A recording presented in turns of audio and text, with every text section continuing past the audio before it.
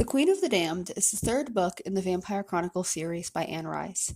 It continues the story from the vampire Lestat, An Interview with the Vampire, expanding on the origins of vampires and exploring the consequences of awakening an ancient power. The book begins immediately after the events of the vampire Lestat. Lestat, a charismatic and rebellious vampire, has revealed himself to the human world by becoming a rock star.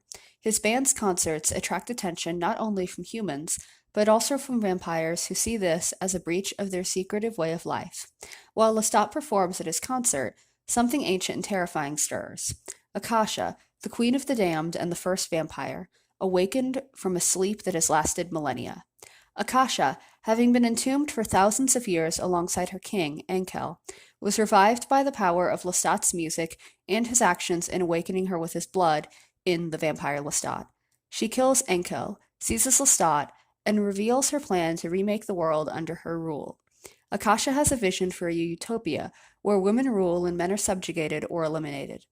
Throughout the book, there are interwoven backstories of several key vampires, explaining how the vampire race began and their connection to Akasha and her king. Two red-haired witch twins from ancient Egypt, Maharet and Makare, serve as key figures in this part of the story. They possess powerful telepathic and supernatural abilities, which lead to their persecution by the Egyptians and a tragic encounter with Akasha and Enkel. Akasha and Enkel, then rulers of Kemet, ancient Egypt, were fascinated by the witch's power. After a confrontation with a spirit named Amel, Akasha and Enkel were transformed into the first vampires when the spirit bonded with their blood. Maharet and Makare, also cursed with vampirism, become enemies of Akasha and were separated for millennia. Vampires from all over the world feel the awakening of Akasha and the powerful wave of destruction she brings with her. As Akasha kills many older vampires who refuse to follow her, those who survive, like Marius, Louis, Armand, and Daniel, and others, gather to decide how to confront her. Akasha's goal is to wipe out most of humanity, believing this is the way to establish her rule and bring peace to the world. Akasha believes she is the ultimate savior, declaring her intention to end war, suffering, and patriarchy. She claims that by killing most men and allowing only a few submissive males to survive, she can create a utopia where women are in control and there is no conflict. She sees herself as a goddess and demands that Lestat join her in this mission as her consort. Lestat, initially mesmerized by Akasha's power and vision, soon becomes conflicted. He questions her philosophy and her willingness to kill indiscriminately to create her vision of peace. Despite his rebellious nature, he cannot fully support her plan. The ancient vampires, including Maharet, Makare, and others, unite against Akasha. They realize that if Akasha is destroyed, all vampires will die because she is the source of their existence. However, they also recognize that her reign would lead to the destruction of the world and its balance.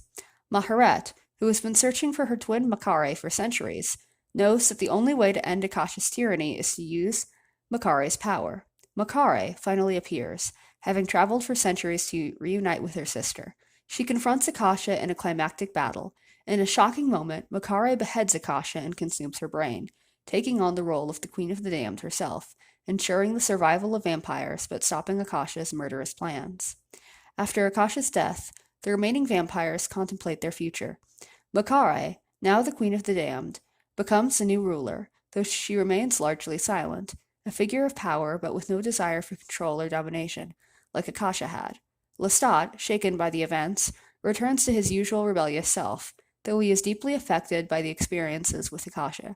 He is left to ponder his own place in the vampire world and the consequences of his actions in awakening such an ancient and destructive force.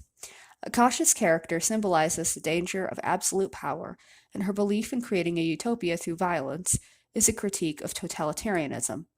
Akasha's vision of a matriarchal world where women dominate men touches on themes of gender politics, though is presented in a skewed and dangerous way.